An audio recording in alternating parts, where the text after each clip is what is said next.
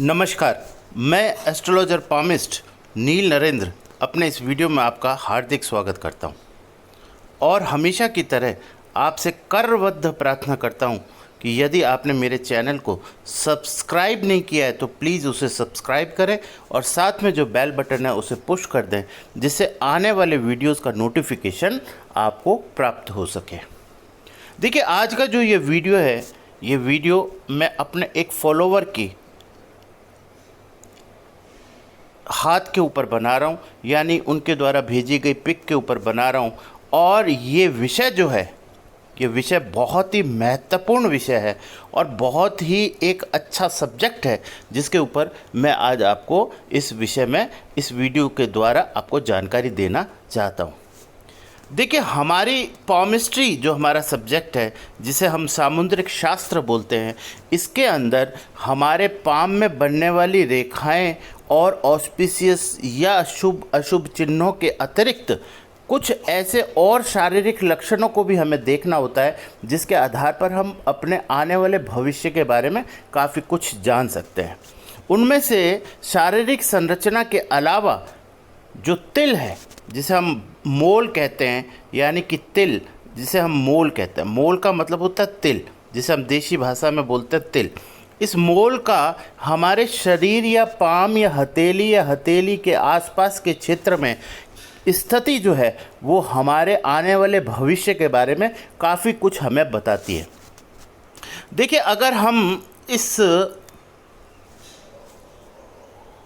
हाथ या इस पाम की बात करें तो यहाँ पर जो स्पेसिफिक चीज़ जो मैं आपको समझाना चाहता हूँ वो समझाना चाहता हूँ। सबसे पहले आप इस पिक में क्या चीज़ दिखाई दे रही है उसे मैं आपको एक्सप्लेन करता हूँ।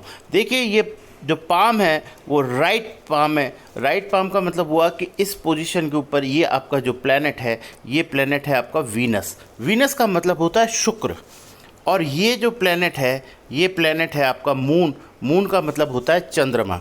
और इसके बीच में जो ये पोजीशन है, इस पोजीशन को हम कहते हैं, जैसा कि मैंने पहले एक वीडियो में समझाया था, कि ये पोजीशन है आपकी केतु। और उसके बाद जो हाथ का ये पोर्शन है, इस पोर्शन को हम बोलते हैं हाथ की रिस्ट या कलाई, या ये जो रेखाएं आपको दिखाई देती है, इसे हम कहते हैं मणिबंध रेखा, या कहते हैं हम ब्रेसलेट लाइन। ये मणिबंध रेखा जो है, ये काफ़ी कुछ हमारे जीवन के बारे में हमें बताती है, क्योंकि ये रेखा जो है वो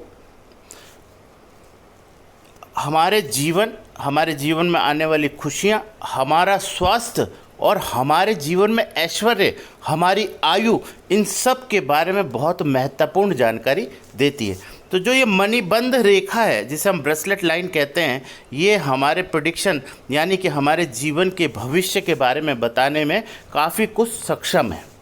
तो देखिए, यहाँ पर आज जिस विषय पर हमारी बात हो रही है, वो बात हो रही है ब्लैक मोल, जैसा मैंने आपको बताया। और ब्लैक मोल जिसे हम कहते हैं, या तिल जिसे हम कहते हैं, उसका प्रभाव किस तरीके से पड़ता है, सबसे पहले मैं आपको ये बताना चाहता हूँ।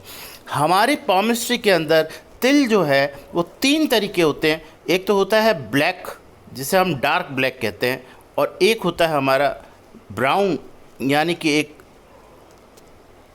होता है हमारा रेडिश, यानी एक लालपन लिए हुए होता है। यानी 3 तरीके के जो तिल हैं वो हमारे शरीर पर पाए जाते हैं, जिसमें जो काला तिल होता है उसका प्रभाव सबसे ज़्यादा, ब्राउन का प्रभाव उससे थोड़ा कम और रेडिश का प्रभाव उससे थोड़ा कम हमें प्राप्त होता है, चाहे वो प्रभाव शुभ हो या अशुभ हो। तो यहाँ हमारे को तिल का जो स्वरूप है उसे भी ज़रा देख लेना चाहिए कि वो किस कैटेगरी का तिल है। अब देखिए, यहाँ पर जो ब्रेसलेट लाइन है, यहाँ पर इंडिकेशन मैंने आपको किया कि ये ब्रेसलेट लाइन है। अगर हम इसको और जूम करें तो देखिए, ये प्रॉपर ब्रेसलेट लाइन है और उसके ऊपर ये मोल का निशान है। और ये मोल जो आता है वो ब्राउन कैटेगरी में आता है, यानी कि 2nd कैटेगरी में आता है। इसका मतलब ये हुआ कि इसका जो प्रभाव है ये ब्लैक तिल के कंपैरिजन में आपको थोड़ा कम मिलेगा। अब देखिए, यहाँ पर क्या बात है, सबसे इम्पोर्टेंट चीज़ ये है कि ये जो ब्लैक तिल है, ये ब्लैक तिल जो है अपने पूरे पामिस्ट्री के अंदर अगर सबसे ज़्यादा ऑस्पिशियस या शुभ कहीं माना जाता है, शुभ कहीं माना जाता है, तो वो माना जाता है ब्रेसलेट लाइंस के ऊपर। ब्रेसलेट लाइन पर बनने वाले या होने वाले तिल का परिणाम ऑस्पिशियस होता है, यानी कि शुभ होता है। ये बात हमेशा अपने दिमाग में आप बैठा लीजिए। पाम में कहीं भी तिल हो वो शुभता या अशुभता दोनों में से कुछ भी संकेत दे सकता है, लेकिन ब्रेसलेट लाइन पर बनने वाला तिल हमेशा शुभ होता है, यानी ऑस्पिशियस होता है। और अगर हम पामिस्ट्री की बात करें, एस्ट्रोलॉजी की बात करें, तो ये योग जो होता है ये एक सम्राट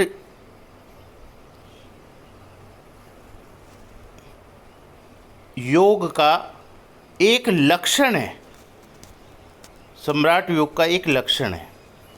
अच्छा, आप पूछेंगे कि सर ये सम्राट योग क्या होता है, तो सम्राट योग के बारे में मैं आपको बताना चाहता हूँ कि सम्राट योग एक तरीके से अगर हम देखें तो ये दो कारणों से मुख्यतः बनता है, और वो बनता है नीच भंग राजयोग, या हम ये कह सकते हैं कि विपरीत राजयोग की स्थिति के अंदर ब्रेसलेट लाइन के ऊपर तिल बनता है, तो इसे हम बोलते हैं सम्राट योग। यानी कि it may be created by नीच भंग राजयोग अकॉर्डिंग टू एस्ट्रोलॉजी, और यू कैन से द विपरीत राजयोग।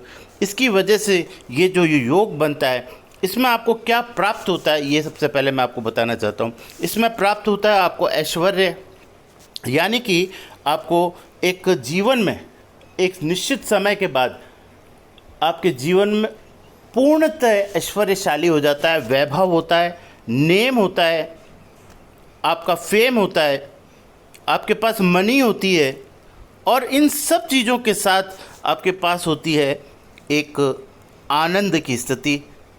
आनंद की स्थिति मतलब जिसे हम कहते हैं व्यक्ति डिलाइटेड फील करता है। डिलाइट ये शब्द एक आनंद का है, जिसे हम ये कह सकते हैं कि बहुत महत्वपूर्ण यानी परम आनंद की स्थिति व्यक्ति को प्राप्त होती है। मटेरियलिस्टिक पॉइंट ऑफ व्यू के अलावा भी उसके जीवन में एक सुकून होता है। बात यहीं पर ख़त्म नहीं होती। सबसे इम्पॉर्टेंट चीज़ जो है वो मैं अब आपको समझाना चाहता हूँ कि अगर किसी की ब्रेसलेट लाइन के ऊपर इस तरीके के मोल का निशान हो तो उसे दो बातों का खास ख्याल रखना चाहिए।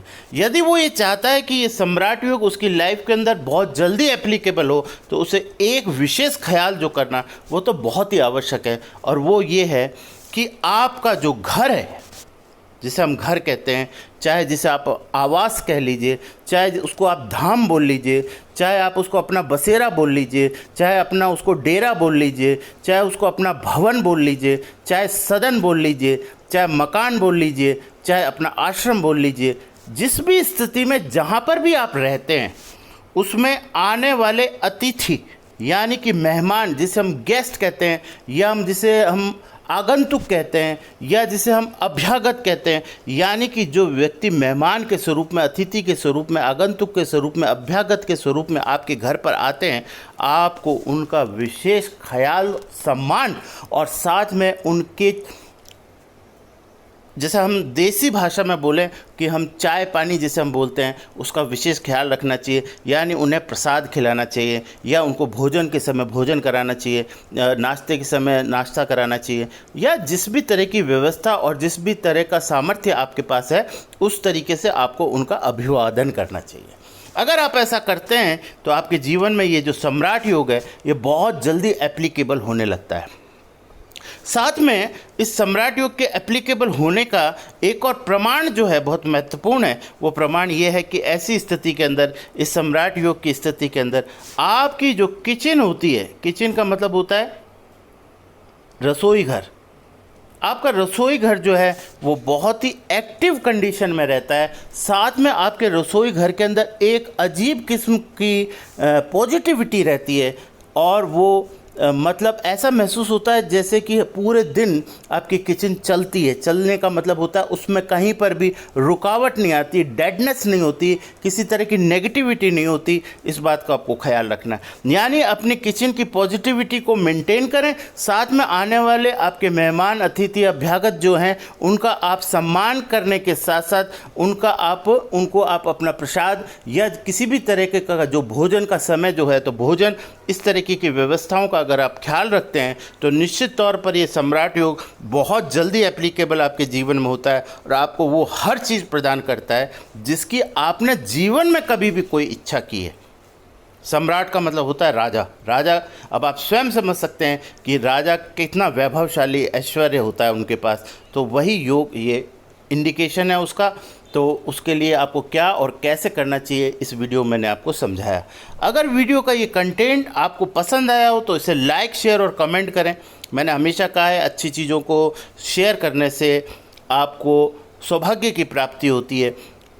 साथ में अगर आपने मेरे चैनल को सब्सक्राइब नहीं किया है तो मेरी आपसे रिक्वेस्ट है कि प्लीज़ चैनल को सब्सक्राइब करें और साथ में बेल बटन भी पुश कर दें जिससे आने वाले वीडियोस का नोटिफिकेशन आपको मिल सके। Thank you very much. Radhe Radhe.